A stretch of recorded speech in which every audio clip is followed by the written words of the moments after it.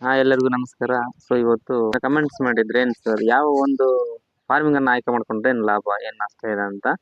ಇನ್ನೊಂದು ಏನಪ್ಪಾ ಅಂತಂದ್ರೆ ನಾನು ಅಬ್ಸರ್ವ್ ಮಾಡಿದ್ದೀನಿ, ಜನರಿಗೆ ಪೇಷನ್ಸ್ ಅನ್ನೋದು ಕಮ್ಮಿ ಇದೆ. ಅವ್ರಿಗೆ ಒಂದು ವಿಡಿಯೋನ ಕ್ಲಿಕ್ ಮಾಡಿದ ತಕ್ಷಣ ಅಲ್ಲಿ ಎರಡೇ ಆನ್ಸರ್ ಬರ್ಬೇಕು, ಒಂದೇ ರಿಸಲ್ಟ್ ಇರ್ಬೇಕು. ಏನಪ್ಪಾ ಅಂತಂದ್ರೆ ಎಷ್ಟು ಲಾಭ ಎಷ್ಟು ನಷ್ಟ, ಯಾವ ಬಿಸ್ನೆಸ್ ಯಾವುದು ಚೆನ್ನಾಗಿದೆ ಅಂತ ಇಷ್ಟೇ ಬೇಕಾಗಿರೋದು. ಇಷ್ಟಕ್ಕಾಗಿ ಜನರು 8 ನಿಮಿಷ 9 ನಿಮಿಷ ವಿಡಿಯೋ ನೋಡೋಕೆ ಇಷ್ಟಪಡಲ್ಲ. ಹಂಗಾಗಿ ನಾನು ಕೂಡ ಎರಡೇ ಲೈನಲ್ಲಿ ವಿಡಿಯೋನ ಮುಗಿಸ್ತೀನಿ.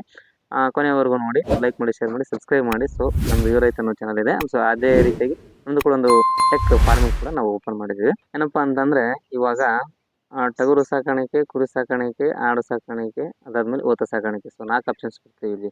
ಇಲ್ಲಿ ಹೇಳ್ಬೇಕಪ್ಪ ಅಂತಂದ್ರೆ ಇಲ್ಲಿ ಆಡು ಸಾಕಾಣಿಕೆಯಲ್ಲಿ ಲಾಭ ಅಂತೂ ಇಲ್ಲ. ಬೇಕಿದ್ರೆ ನೀವು ಸಾಕಿದವ್ರನ್ನ ಕೇಳ್ಬಿಡ್ಬೋದು, ಇಲ್ಲ ಅಂತಂದ್ರೆ ಸಾಕೋರ್ನ ಹೋಗಿ ನೀವು ಅಬ್ಸರ್ವ್ ಮಾಡ್ಬೋದು. ಆಮೇಲೆ ಓತ ಸಾಕಾಣಿಕೆಯಲ್ಲಿ ಅಷ್ಟಕ್ಕಷ್ಟೇ ಲಾಭ ಇದೆ, ಅಂತ ಒಂದು ಲಾಭ ಕೂಡ ಇಲ್ಲ. ಅದಾದ್ಮೇಲೆ ಕುರಿ ಸಾಕಾಣಿಕೆ ತುಂಬಾನೇ ಲಾಭ ಇದೆ, ಮಾಡಿದ್ರಂತೂ ಕೋಟ್ಯಾಧೀಶರು ಅವರೇ ಆಗ್ತಾರೆ. ಅದಾದ್ಮೇಲೆ ಟಗರು ಸಾಕಾಣಿಕೆ, ಈ ಟಗರು ಸಾಕಾಣಿಕೆಯಲ್ಲಿ ಕುರಿಗಿಂತ ಒಂದು 80% ಇದೆ. ಸೊ ಅಷ್ಟೇನು ಕುರಿ ಅಷ್ಟು ಲಾಭ ಇಲ್ಲ. ಸೊ ಬಟ್ ಕುರಿಲಿ ರಿಸ್ಕ್ ಇದೆ, ಇದರಲ್ಲಿ ರಿಸ್ಕ್ ಇಲ್ಲ.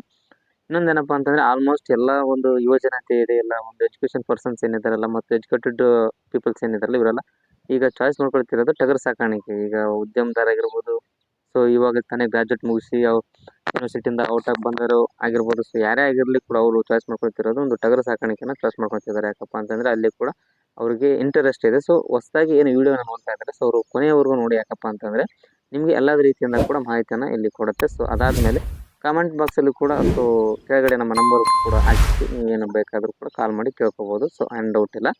ಅದಾದ್ಮೇಲೆ ಏನಪ್ಪ ಅಂತಂದ್ರೆ ಈ ಟಗರು ಸಾಕಾಣಿಕೆ ಸ್ಟಾರ್ಟಿಂಗಲ್ಲಿ ಸರ್ ನಾನು ಮಾಡ್ತೀನಿ ಟಗರು ಸಾಕಾಣಿಕೆ, ನಮ್ಗೆ ಇಂಟ್ರೆಸ್ಟ್ ಇದೆ, ಸೊ ನಮಗೆ ಲಾಭ ಬೇಕು ಮಾಡಬೇಕು ಅಂತ ಏನು ಬರ್ತಾರಲ್ಲ, ಸೊ ಅವ್ರಿಗೆ ಒಂದು ಕ್ಯೂ ಮಾತು ಹೇಳೋದಪ್ಪ ಅಂತಂದರೆ ಸ್ಟಾರ್ಟಿಂಗಲ್ಲಿ ಲಾಭನೇ ಆಗಲಿ ನಷ್ಟನಾಗಲಿ, ಸೊ ನಷ್ಟ ಅನ್ನೋದಕ್ಕಿಂತ ಲಾಭ ಇದೆ. ಬಟ್ ಅಲ್ಲಿ ಭಾಳ ಹೆದರಿಕೆ ಆಗ್ತದೆ ಸ್ಟಾರ್ಟಿಂಗಲ್ಲಿ ಕೆಲವೊಂದಿಷ್ಟು. ಸೊ ನಿಮಗೆ ಗೊತ್ತಾಗಲ್ಲ ಯಾವ ರೀತಿ ಮರಿ ಚಾಯ್ಸ್ ಮಾಡ್ಕೊಳ್ಬೇಕು, ಯಾವ ರೀತಿ ಮರಿ ಸಾಕಬೇಕು, ಅದಾದ್ಮೇಲೆ ಯಾವ ರೀತಿ ಸೇಲ್ ಮಾಡಬೇಕು, ಸೊ ಎಲ್ಲಿ ಸೇಲ್ ಮಾಡಬೇಕು, ಯಾವ ರೇಟಿಗೆ ಸೇಲ್ ಮಾಡಬೇಕು, ಯಾವ ಮರಿನ ಯಾವ ರೀತಿ ಸೇಲ್ ಮಾಡಬೇಕು, ಸೊ ಯಾವ ಮೊಮೆಂಟಲ್ಲಿ ಸಾಕಬೇಕು, ಸೊ ಯಾವ ಸೀಸನಲ್ಲಿ ಮರಿಗೆ ರೇಟ್ ಇರುತ್ತೆ, ಯಾವ ಸೀಸನಲ್ಲಿ ಮರಿಗೆ ಡೌನ್ ಇರುತ್ತೆ, ಸೊ ಯಾವ ಸೀಸನ್ನಿಗೆ ಮರಿ ಈ ಟೈಮಿಗೆ ತಂದರೆ ಈ ಟೈಮ್ ಮಾರುತ್ತೆ ಅನ್ನೋದು ಕ್ಲಾರಿಟಿ ಪರ್ಫೆಕ್ಟಾಗಿ ಒಬ್ಬನಿಗೆ ಗೊತ್ತಿದ್ದರೆ ಅವನು ಈ ಫಾರ್ಮಿಂಗಲ್ಲಿ ಸೋಲಿಕ್ಕೆ ಸಾಧ್ಯನೇ ಇಲ್ಲ. ಇಷ್ಟೆಲ್ಲ ಗೊತ್ತಿರಬೇಕು, ಗೊತ್ತಿದ್ರೆ ಪರವಾಗಿಲ್ಲ ಏನೋ ಹೋಗ್ಬಹುದು. ಏನಪ್ಪ ಅಂತಂದರೆ ಟಗರು ಸಾಕಾಣಿಕೆ ಮಾಡೋದ್ರಲ್ಲಿ ಫಸ್ಟ್ ಆಯ್ಕೆ ಏನಪ್ಪ ಅಂತಂದರೆ ಸೊ ಮರಿಗಳನ್ನ ಚಾಯ್ಸ್ ಮಾಡ್ಕೊಳ್ಳೋದು ಇಸ್ ದ ಫಸ್ಟ್ ಪ್ರಿಫರೆನ್ಸ್. ಮರಿಗಳನ್ನ ನೀವು ಹೆಂಗೆ ಚಾಯ್ಸ್ ಮಾಡ್ಕೊಳ್ತೀರ ಅನ್ನೋದು ಪ್ರಿಫರೆನ್ಸ್. ಅದಾದಮೇಲೆ ಈಗ ಕೆಲವೊಂದಿಷ್ಟು ವಿಡಿಯೋಗಳು ನೋಡಿದ್ರೆ ಕೆಲವೊಂದಿಷ್ಟು ಸಾಕಿದವ್ರನ್ನೂ ಕೂಡ ಕೇಳಿದ್ರೆ ಇಲ್ಲ ಬೀಜದ ಮರಿ ಸಾಕಬೇಕು, ಬೀಜ ಮರಿ ಸಾಕಿದ್ರೆ ಚೆನ್ನಾಗಿರುತ್ತೆ, ವರ್ಷ 2 ವರ್ಷ ಹಿಡಿಬೇಕಂತಾರೆ. ಪರವಾಗಿಲ್ಲ, ಬೀಜ ಮರಿನ ಸಾಕೊಳ್ಳಿ. ನೀವು 5,000 6,000 ಸೊ ಕೊಟ್ಟು ತೊಗೊಳ್ಳಲ್ಲ, ಇಲ್ಲ ನನ್ನಿಂದ ಮೇಯ್ಸೋಕ್ಕಾಗಲ್ಲ, ಮೇಂಟೈನ್ ಮಾಡೋಕ್ಕಾಗಲ್ಲ ಅಂದರೆ ಸಾಕೋಕೆ ಹೋಗ್ಬೇಡಿ. ನೀವು 7,000 8,000 ಕೊಟ್ಟು ನೀವು ಬೀಜ ಮರಿ ಸಾಕೊಳ್ಳಿ. ಅದನ್ನು ನಿಮಗೆ ಸಾಧ್ಯವಾದರೆ 1 ವರ್ಷ ಸಾಕೊಳ್ಳಿ. ಇಲ್ಲ ನಮ್ಮಿಂದ ಆಗಲ್ಲ ಅಂದರೆ ನೀವು 5 ತಿಂಗಳು ಮಾಡಿಕೊಂಡು ಸೊ ವರ್ಷದಲ್ಲಿ 2 ವರ್ಷವರೆಗೂ ಮಾಡಿಕೊಂಡು ಕೂಡ ನೀವು ಸಾಕ್ಬೋದು. ಏನಪ್ಪ ಅಂದರೆ ಶೆಡ್ಡು ಕೂಡ ನೀವು ಈಗ ಇವಾಗ ಒಂದು ಟೆಕ್ ನಾಲೆಜ್ ಬಂದಿದೆ. ಏನಪ್ಪ ಅಂತಂದರೆ ಮೇಲ್ ಫ್ಲೋರ್ ಮತ್ತು ಕೆಳಗಡೆ ಫ್ಲೋರ್ ಅಂದರೆ 2 ಥರ ಫ್ಲೋರ್ ಮಾಡಿಬಿಟ್ಟು ಇವಾಗ ಸಾಕಾಣಿಕೆ ಮಾಡ್ತೀನಿ ಅಂತ ಸ್ಟಾರ್ಟ್ ಮಾಡ್ತಾ ಇದ್ದಾರೆ. ಅದು ಸೊ ನನಗೆ ಏನು ಅಷ್ಟೇನು ಲೈಕ್ ಆಗ್ತಾಯಿಲ್ಲ. ಸೊ ಅದು ಮೇಲ್ಗಡೆ ಟಗರ ಮೇಯೋದು, ಅದಕ್ಕೆ ಏನಿರುತ್ತಲ್ಲ ಆ ಇಕ್ಕಿ ಬಿದ್ದಿದ್ದನ್ನು ಕೆಳಗಡೆ ಬೀಳುತ್ತೆ, ಕೆಳಗಡೆ ಬಿದ್ದಿದ್ದನ್ನು ಮೀನು ತಿನ್ಬೋದು, ಇಲ್ಲಾಂತಂದ್ರೆ ಕೋಳಿ ತಿನ್ಬೋದು. ಸೊ 3 ಥರ ಮಾಡ್ತಾರೆ.